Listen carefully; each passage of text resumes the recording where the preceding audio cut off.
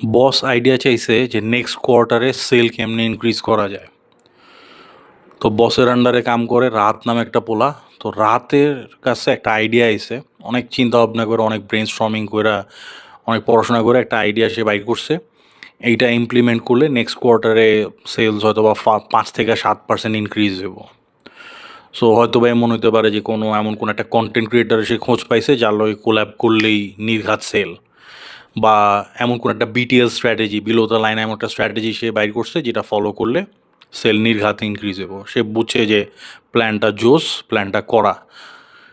তো এখন এটা তার জন্য বেনিফিশিয়াল। এটা যদি সে করতে পারে তাহলে তো তার জন্য ডেফিনেটলি বেনিফিট। তো সে এইটা আইডিয়াটা বাই করানোর পর থেকে তার তো আর ঘুম হইতাছে না। এখন পরের দিন মিটিং, সে কি করছে, তার আগের দিন তার টিমের তার সবচেয়ে ক্লোজ মানুষ আসিফ, আসিফের লোকে ব্যাপারটা শেয়ার করছে। বুঝছো ব্রো, আমি যেভাবে চিন্তা করে দেখলাম আমরা যদি এভাবে জিনিসটা করি তাহলে মনে করো যে নেক্সট কোয়ার্টার আমাদের সেল অ্যাটলিস্ট 5 থেকে 7%, 5 to 7% ইনক্রিজ হবে। এবং এটা হলে তুমি তো বুঝছোই, মনে করো আমার নেক্সট ইভ্যালুয়েশনটা যে হবে না ম্যান, অফ দ্য চার্টস জোস হবে। হ্যাঁ, এটা যে একেবারে মাথা নষ্ট ম্যান, অস্থির। আসিফ তো ইজ লাইক জোস মামা, সেই মামা সেই হয়েছে তোর আইডিয়াটা, সেই মামা কালকা তুই একেবারে মিটিংয়ে তো একেবারে viral hobby. All the best. তো এই যে অল দ্য বেস্ট, এটা এই আঙ্গুলটা এটা এমনি দেখানোর জন্য এটা।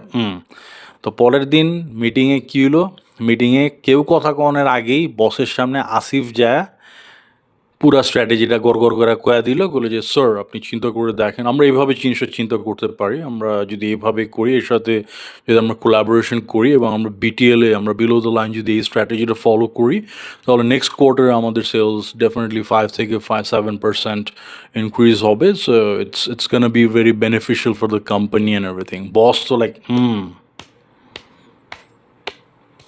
সেই Asif, good job, really good job. তো রাত না করে চায় রয়েছে, হোয়াট দ্য ফাক হইলোটা কি। তো আইডিয়া থেফট কর্পোরেটে খুবই কমন একটা ব্যাপার। এবং মানে একটা জিনিস মাথায় রাখবা যে বড়রা নিজের আইডিয়া দেওয়া বড় হয়েছে খুব কম ক্ষেত্রেই, ম্যাক্সিমাম ক্ষেত্রে তারা তাদের অবস্থান নিচে যারা আছে তাদের বা আশেপাশের আইডিয়া চুরি করেই বড় হয়েছে। এবং এমন হইতে পারে যে দেখবা যে এরকম আসিফরা রাহাত গো আইডিয়া চুরি কইরা প্রমোশন পায়া রাহাতেরই বস হয়ে আসছে বা রাহাতের উপরেই ছড়ি ঘুরাইতেছে, এ রাহাতের টিম লিডার হয়ে আসছে, এরকমও হয়। এটা খুবই কমন একটা সিনারিও। তো তোমার সবচেয়ে ক্লোজেস্ট মেট, তোমার সবচেয়ে ক্লোজ বন্ধু বা সবচেয়ে ক্লোজ যে কলিগ আছে, এইসব এগুলি মানে হাইপোথেসিস, এইগুলা ক্লোজ বলে কেউ কিছু নাই, কারোর ট্রাস্ট করে যাবে না। নিজের আইডিয়া নিজের কাছে রাখতে শিখো। এটা আমি জানি খুব কষ্টকর কাম, অনেক উত্তেজনা, অনেক আবেগ আয়া পড়ে। বা অনেকে যেটা এটা যে কারণে যেটা হয় মানে অনেকে যে কারণে আইডিয়াটা ফ্ল্যাশ করে ফেলা আগে থেকে, এটা হচ্ছে টু সিক ভ্যালিডেশন যে ওয়েদার ইটস গুড। মানে তাকে আইডিয়ার ব্যাপারে নিজেকে অনেক সময় কনফিডেন্স থাকে না, তো এটা হইতে দেওয়া যাইব না। আইডিয়া কামে লাগুক কি না লাগুক, নিজের আইডিয়া নিজের কাছে রাখতে শিখো।